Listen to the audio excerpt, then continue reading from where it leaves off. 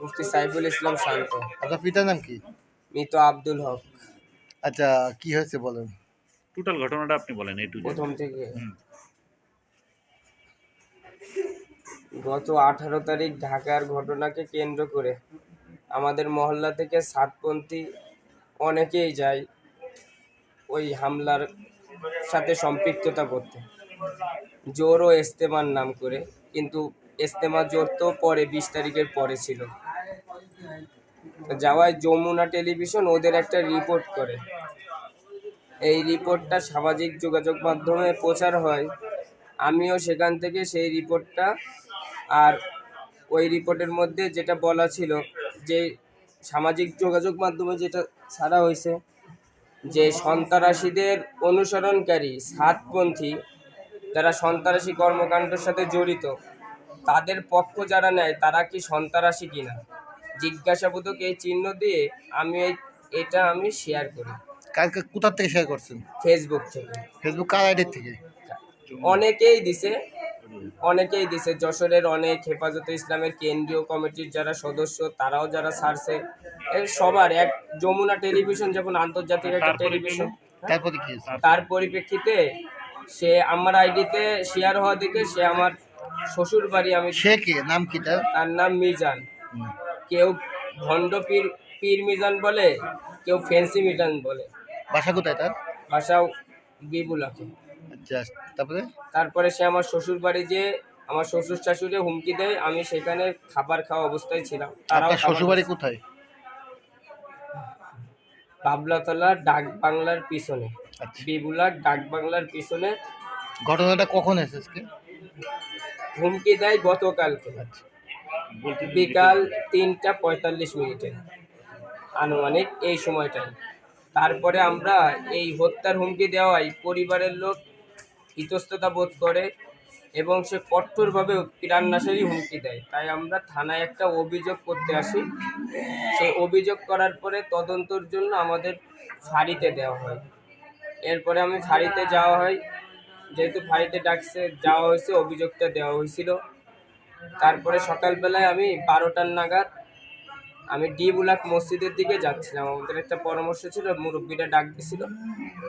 ওই পথে যাওয়ার অবস্থায় আমাকে মোটরসাইকেল থেকে থামিয়ে ধরে, প্রথম তো মোটরসাইকেলে থাকা অবস্থায় ঘুষি টুসি দিছে, মুখে চেহারায় টানে। তারপরে টুপি খুলে নিয়েছিল, টুপি রাস্তায় পড়েছিল।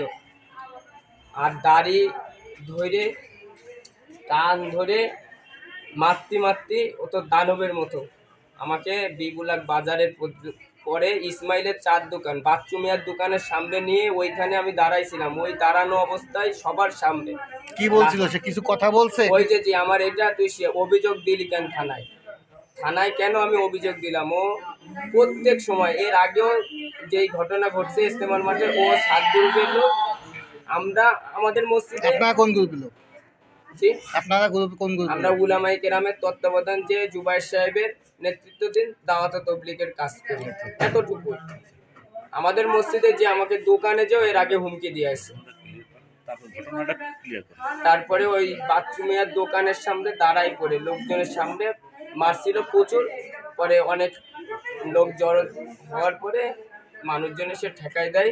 কিন্তু ওর কথা আমি অভিযোগ দায়ের করলাম কেন, এলো মূল বিষয়। তারপরে হাসপাতালে আসা হয়েছে। যে যখন আপনাকে মারে কে কে ছিল, কয়জন ছিল তারা? জি, আপনাকে যখন মারতে আসে তারা কয়জন ছিল? সে প্রথম যখন আমার গাড়ি থামাইছে 2 জন ছিল, কিন্তু সেই 2 জনের একজন কোনো কিছুই বলেনি, কিছু জানে না। কিন্তু এই একজনই আমাকে গাড়ি থামানোর পরে, ওই একজনই আমার গায়ে অতর্কিত হামলা। একজন কে? নামটা বলেন। নাম মিজান। ওই একজনই নাম মিজান, এই মিজান। আপনার প্রশ্ন আছে? না, ছবি নেব।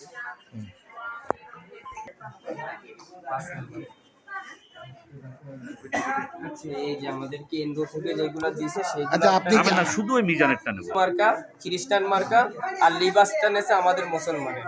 আলেমুল আমার লিবাস নিয়ে এইসব সন্ত্রাসী কর্মকাণ্ড করে। এর আগে অনেক রিপোর্ট আছে, অনেক রকম খারাপ ব্যবসার সাথে সম্পৃক্ত ছিল। প্রত্যক্ষদর্শী কেউ ছিল আপনারা এখানে? কেউ দেখছেন? ওই বাজারে ছিল অনেক। ইনারা এই যে কেউ আছে? এখানে একজন ছিল, তা ওই তো ওই মানুষ। আপনি কি চান কি? জি, আপনি কি চান? আপনার যে মারছে তারপর আপনি কি চান কি? আমি চাই এই সন্ত্রাসীদের সমস্ত রকম কার্যকলাপ বন্ধ হোক।